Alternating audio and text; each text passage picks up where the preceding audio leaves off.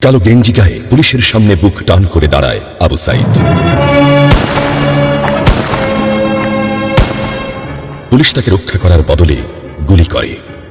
ঠাস ঠুস কয়েকটা গুলির মধ্যে একটা গুলি লাগে তার কোমরে। খানিকটা ভাঁজ হয়ে যায় শরীর। সম্ভবত সে বুঝতে পারে নাই।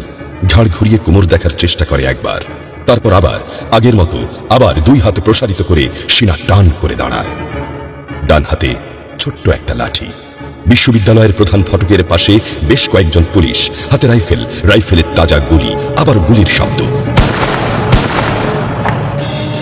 পরে গুলিটা কোথায় লাগলো বোঝা গেল না।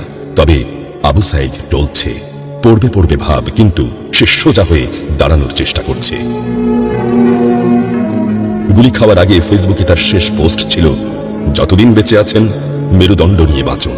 সেজন্যই হয়তো গুলি খাওয়ার পরও সোজা হয়ে দাঁড়াতে চাইছিল, কিন্তু পারছিল না।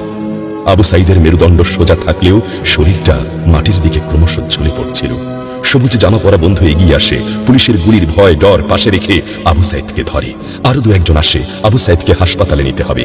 আবু সাইদ হাঁটতে পারছে না, শরীর ছেড়ে দিচ্ছে। 4-5 জন হাত পা ধরে শূন্যে তোলে।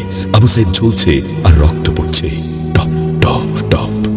যে আবু সাইদ কিছুক্ষণ আগেও বুক চিতিয়ে দাঁড়িয়ে কোটা সংস্কার আন্দোলনে নেতৃত্ব দিচ্ছিল, সে এখন শূন্যে ঝুলছে, যেভাবে ঝুলছে মেধাবীদের ভাগ্য। রাত 10টার আগেই বাড়িতে যাওয়ার কথা ছিল আবু সাইদের। মা অপেক্ষা করছে, বোন অপেক্ষা করছে। তখনও তারা জানে না আবু সাইদের মৃত্যুর সার্টিফিকেট লিখছে কর্তব্যরত ডাক্তার। নাম আবু সাইদ, পিতা মকবুল, ঠিকানা বাবনপুর, পীরগঞ্জ, রংপুর।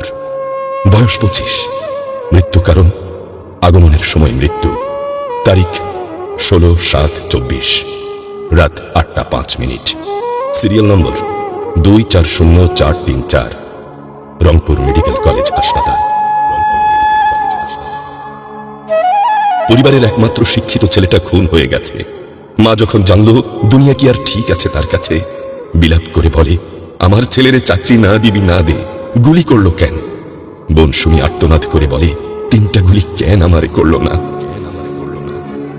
আবু সাইদ ফেসবুকে আরো লিখেছিল, যদি আজ শহীদ হই তবে আমার নিথর দেহটা রাজপথে ফেলে রাখবেন।